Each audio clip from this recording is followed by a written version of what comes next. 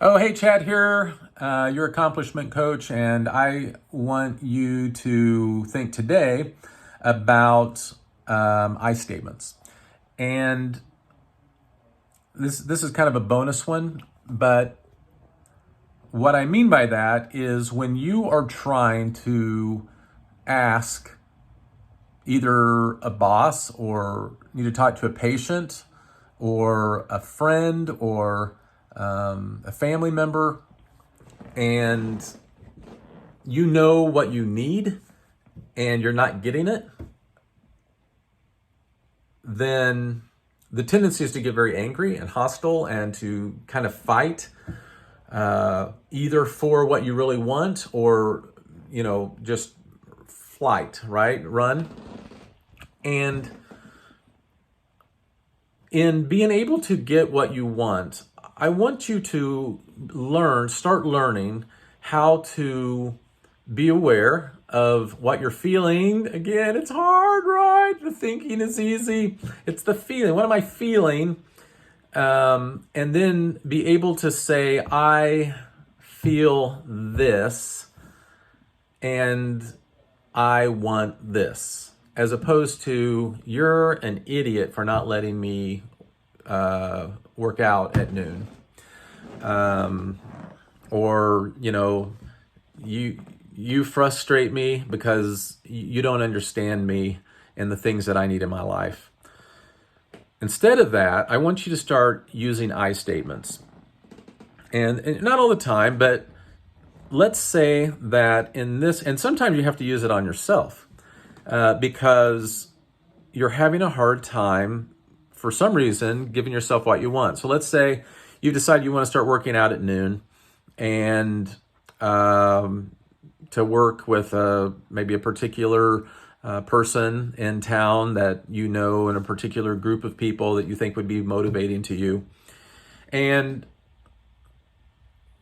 what you need to be able to do is be able to ask or communicate to those people who are interrupting what you know you want. So, like, let's say you're just getting ready to go leave, and all of a sudden you have someone stop you in the hall, and they say, "Hey, I need something from you," and you feel bad if you don't take the time for them, which I want you to be very aware of that. But I also want you to be aware of what you're feeling, right? You probably are feeling frustrated. You also are you were feeling hopeful, but now you're feeling frustrated. Now you're feeling anxious and disappointed. You see all those feelings? And that's what I want you to then tell the person. And this is kind of vulnerable. I know it's kind of scary. It's kind of hard. But it's much better than you're an idiot or you're frustrating me, or the kind of the attitude that comes out in that moment. So instead, I want to encourage you to say,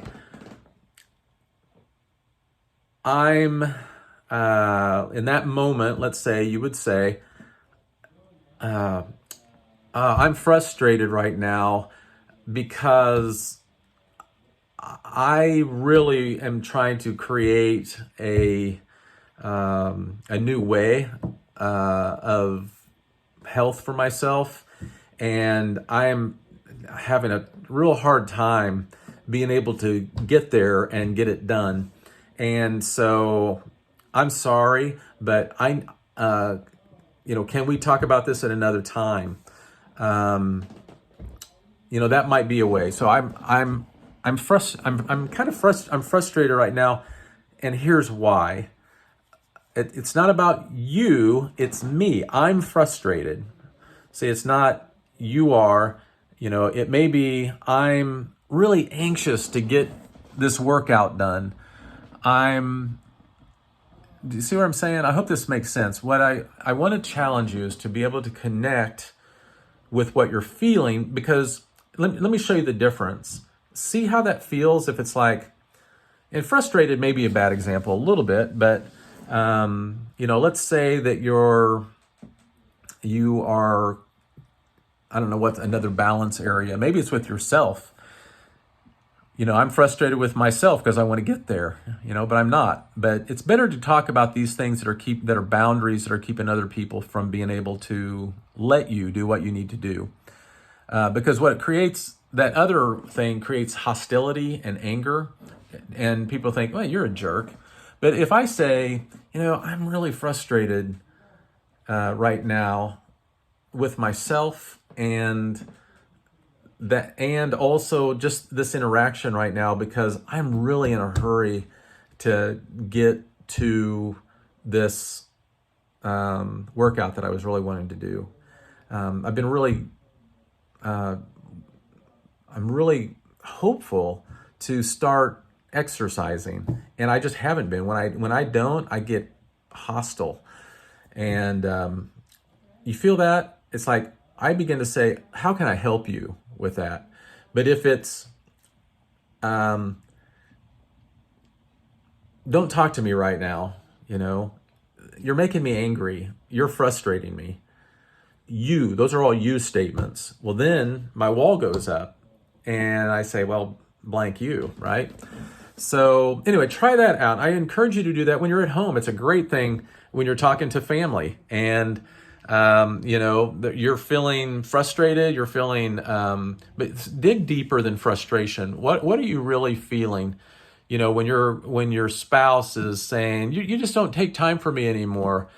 What do what's a word you can use that describes the emotion, what you are feeling, not what you're angry about at that other person. And if you can begin to do that, it lowers the walls so that you can actually have a conversation. Okay. So anyway, try that. Hope you have a great day. Peace.